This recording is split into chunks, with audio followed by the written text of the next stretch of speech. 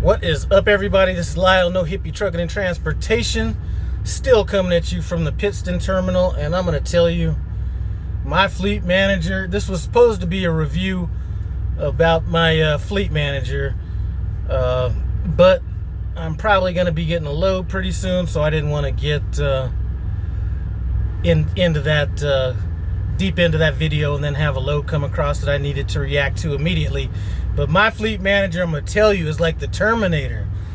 I mean, I'm not even supposed to be in the shop yet for my appointment. He must be looking at my logs or getting information from the service department or whatever. But he's like immediately asking me if I'm ready for another load. So I was thinking about getting an alignment done on my truck, but I figured, you know what, I could get that handled at home when I have my truck in the shop for its service that I do when I go back home. So I'll handle it then. But Jesus, he does not take his foot off the pedal. Anyway, that's a little preview of my fleet manager review. Another thing before I get into my topic, another thing I'd mentioned about possibly getting a third truck, and then I said that I might hold off on that, and then, you know, some people are saying, yeah, you know, don't want to bite off more than you could chew. I could chew all that, okay? The risk on getting that third truck is not a risk at all. Partially the reason that I'm not going to do it is if I ordered a truck, it's not going to come in till next tax year anyway. So the benefit of getting that truck would be kind of washed out at that moment. So I might as well see how things go with the first truck before I order, well, with the second truck before I order a third truck. Not because I'm, you know, worried about not being able to handle it. You know, I often do some videos, and people, you know, I say, you know what, I'm playing chess, or I'm playing checkers, not chess. And some people kind of take that the wrong way, like, okay, well, like I don't know what's going on. And in reality, I know a lot about what's going on. I could almost look at my income and tell you exactly what I'm gonna get, and then at that point, then I'll kind of reverse engineer it if I need to. And what I mean by it is this: I'm like one of them average IQ people, all right? My brain can only take but so much information before it starts shutting down. Now, if I was one of these people that was, you know, maybe had a higher IQ or something like that, you know, maybe getting into all these numbers and, you know, trying to figure out everything down to its minute detail might be of some value. But to me, what I've found, and I've actually found this with more people than not, and not just in this industry, but I'll even talk about my previous industry, a lot of times you get caught up in the minutia of things. You know, you're out here trying to figure out this and figure out that, and if your truck's worth moving for this amount, or what your average fuel cost is, and all this kind of stuff. In reality, some stuff I just don't worry about. I just find it's a cost that I really can't control outside of a few parameters. So why am I going to really get all into the details of it? I'm a bottom line motherfucker myself, you know what I'm saying? I'm not out here trying to nitpick every expense that's happening on my truck. Things like that. And it's, you know, I'm going to keep it real. It's because my brain capacity can't keep up with that. As soon as I start getting down in there, then I start getting thrown off of what's really important. And I'm like all about that bottom line. I'm all about what goes into my expense account or my emergency fund and what goes into my bank account every week. If things look like they're not matching up, then I'll go back and start looking through things and figuring out some stuff. But I couldn't tell you honestly how much I spent in tolls last month. The tolls are going to be what the tolls are, so why am I going to worry about it? So that's my philosophy on it. I'm not saying it's the right philosophy. I'm saying it's a dumb man's philosophy. It served me well in my life. So let's take this back to even the business I was in before this. Mortgage banking. I was a mortgage banker, and I'll talk about when I was just coming into the game and when I was actually hiring people on. So you had two different people that come into the mortgage industry. You have people that want to learn everything about it, or overthink it, and then you have people that just break it down to its pure essence and then kind of work their way through. More often than not, the people that were going to be considered more or less dumb people were the ones that ended up actually doing better at the very beginning of their career, because you're trying to take in so much information. You can only take in but so much. So an example of this would be if I was a manager and I had 2 loan officers. I'd say, there might have been a day when I say, okay, let's make cold calls today. Here's a list with 100 people on it. Call these 100 people and see what we got. Now, statistics show if you call 100 people, you're going to get so many people on paper. Those many people you get on paper, you're going to get so many loan applications. And based on those loan applications, you're going to get X amount of loans closed. The loan officers that just took that list and didn't try to finger fuck the shit out of it were the ones that ended up doing better on those lists. So the person that just said, here's the 100 people I need to call, and just picked up the phone and started calling and didn't worry about what their home value was, what they owed on their loan, any of that stuff, those guys outperformed the people that really tried to nitpick it. So an example would be, we're halfway through the day. I got somebody who might have made 50 calls already, may have talked to 20 people. Of those 20 people, he might have taken 2 loan applications or something like that, or 3. Meanwhile, I have another guy that's only done 10 calls, and the reason was he gets the person's name and address. Then he looks up the last loan they did on it, how much they owe on that loan. Then he goes and tries to figure out how much the house is worth. And then he does all that. It might take him 20 minutes of all that before he's even mentally prepared to make that call. So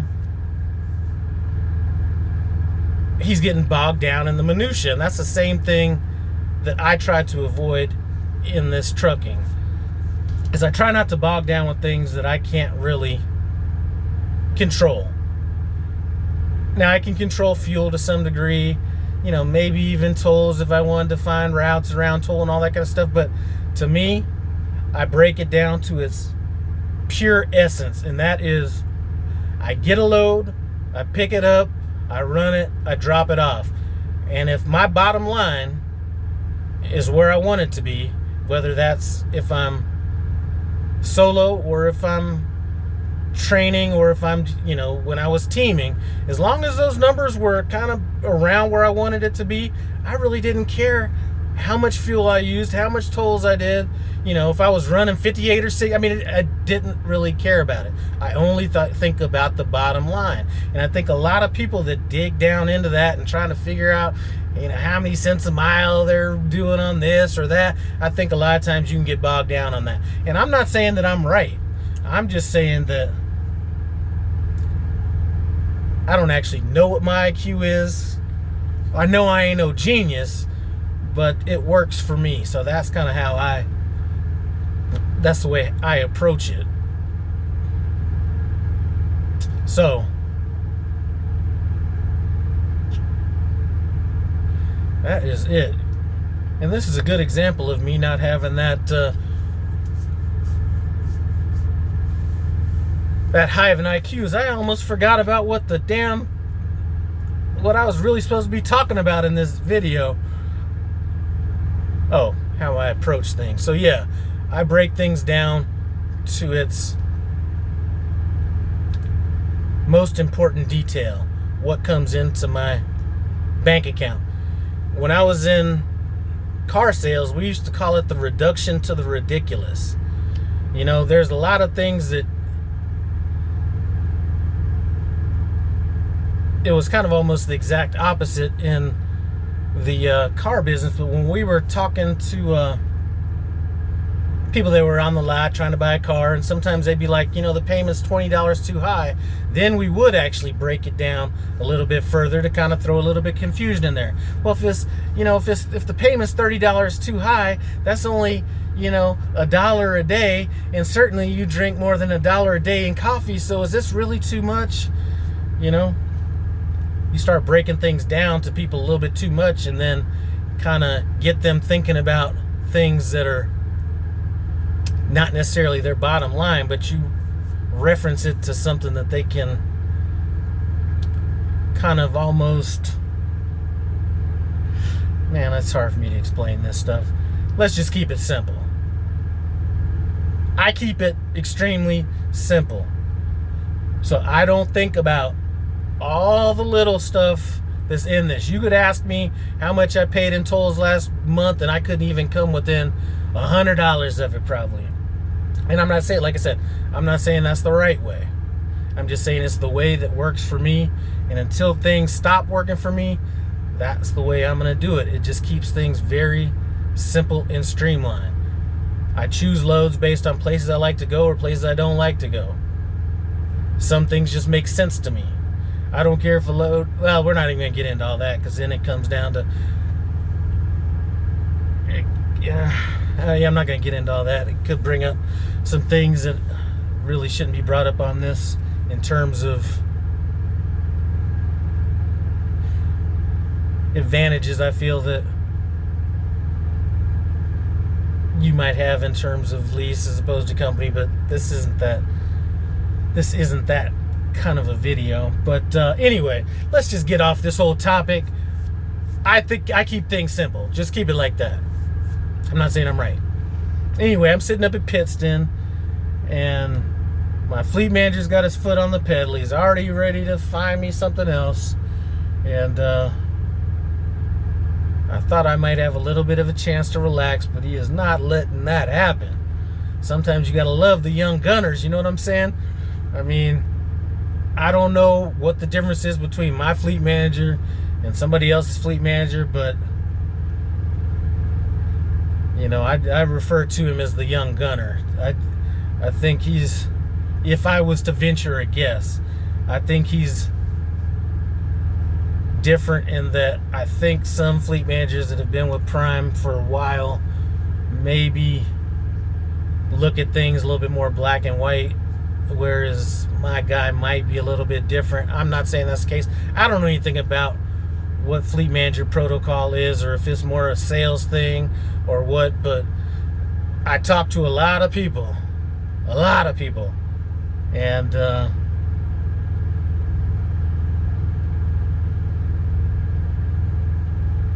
there does seem to be a difference between the way either my sales and fleet management team operates with me as opposed to what I'm hearing from, you know, some of the other people I talk to. Now, maybe that's me. Maybe that's how I run my hours, or how I run my truck. I don't know. But I do see that there is a difference in talking to a lot of the people that I talk to. So, anyway, I kind of went on rambling a little bit. So I apologize for that. But